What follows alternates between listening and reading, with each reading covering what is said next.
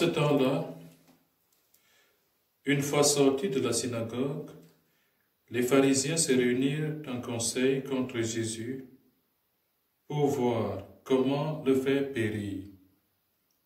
Jésus, l'ayant appris, se retira de là. Beaucoup de gens le suivirent et il les guérit tous. Mais il leur défendit vivement de parler de lui. Ainsi devait s'accomplir la parole prononcée par le prophète Isaïe. Voici mon serviteur que j'ai choisi, mon bien-aimé en qui je trouve mon bonheur. Je ferai reposer sur lui mon esprit. Aux nations, il fera connaître le jugement. Il ne cherchera pas querelle, il ne criera pas, on n'entendra pas sa voix sur les places publiques. Il n'écrasera pas le roseau froissé, il n'éteindra pas la mèche qui faiblit, jusqu'à ce qu'il ait fait triompher le jugement. Les nations mettront en son nom leur espérance. Acclamons la parole de Dieu. Chers frères et sœurs, aujourd'hui, samedi, nous avons entendu dans la première lecture de la messe, la lecture que la liturgie nous donnait, à travers le livre de Michée, le Seigneur prononçait une sentence contre tous ceux et celles qui pensent qu'en faisant le mal, ils ne recevront pas une récompense du mal qu'ils ou qu'elles font aux autres. Le Seigneur dit en Michée 2, « Malheur à ceux qui préparent leurs mauvais coups et, du fond de leur lit, élaborent le mal. » En d'autres termes, malheur à toutes ces personnes-là qui passent leur jour, qui passent leur nuit à machiner du mal contre leurs frères, contre leurs sœurs. Oui, il faut bien le reconnaître.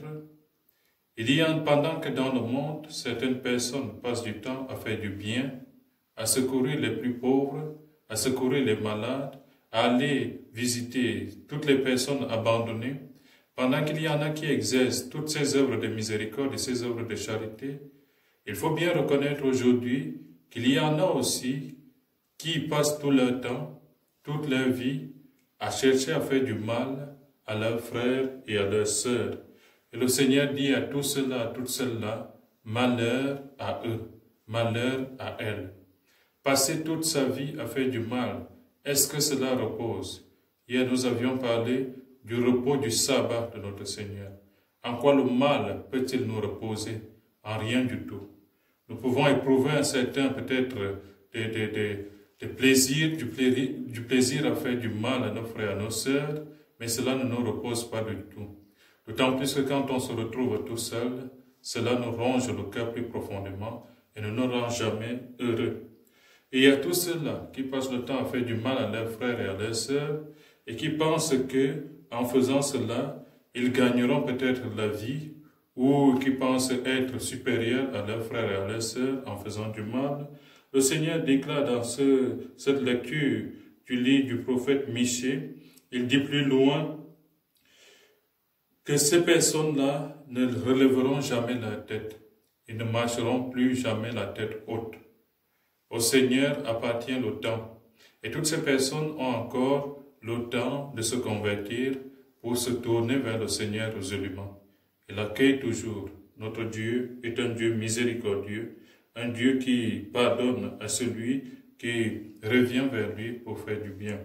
Plus loin dans un texte d'Osée, nous lisons aussi, Osée nous propose de suivre le chemin du Seigneur.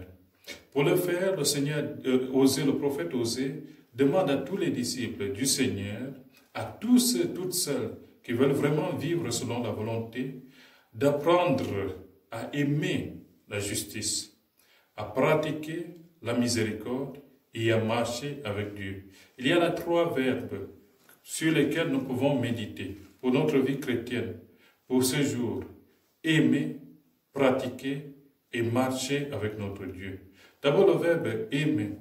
Il est clair que nous ne pouvons pas observer les deux autres si nous n'avons pas observé ce premier verbe.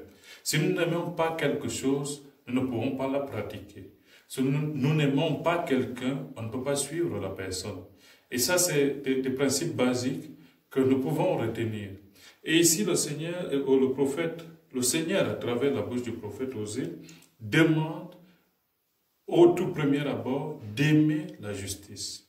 Il faut aimer la justice. La justice, habituellement, est définie comme le fait de rendre à chacun ce qui lui est dû. Il faut aimer rendre à chacun ce qui lui est dû. Et c'est que le plus grand don qu'on peut rendre à quelqu'un, quelque chose que nous pouvons rendre à notre semblable, à notre frère, à notre sœur, c'est l'amour. Aimer l'autre, notre semblable, mérite qu'on l'aime aussi tel qu'il est avec ses défauts.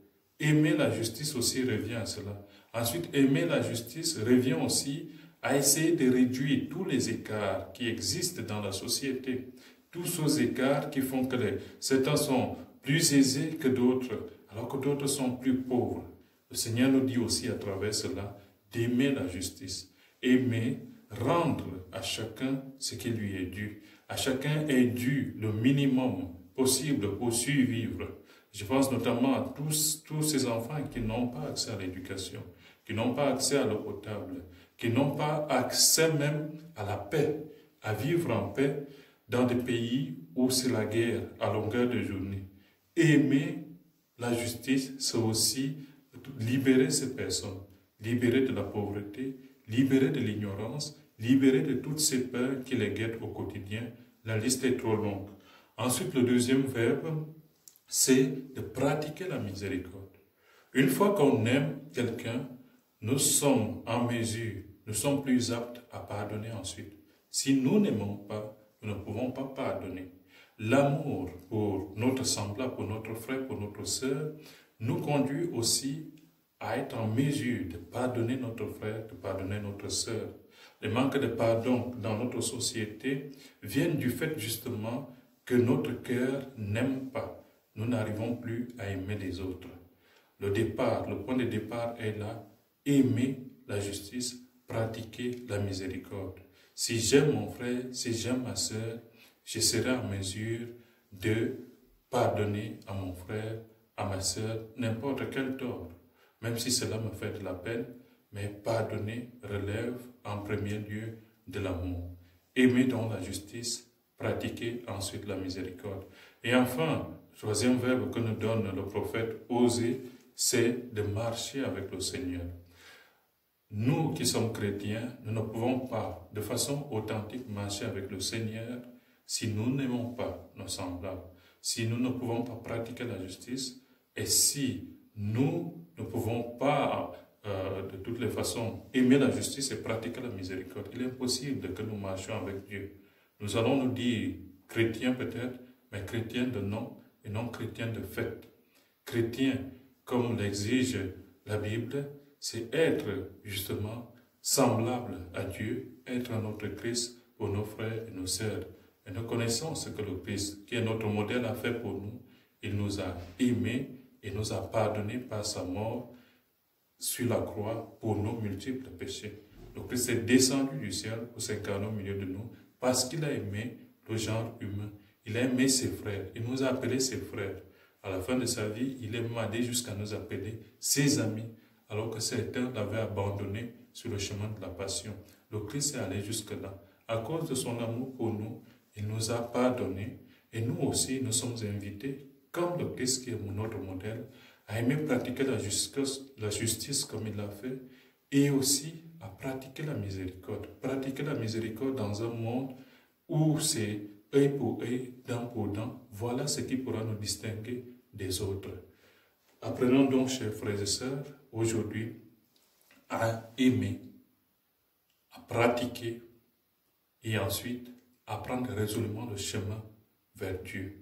Aimer la justice, pratiquer la miséricorde et marcher avec son Dieu. Même s'il nous arrive de tomber, ne restons pas couchés. Relevons-nous de nouveau et continuons à marcher vers le Seigneur.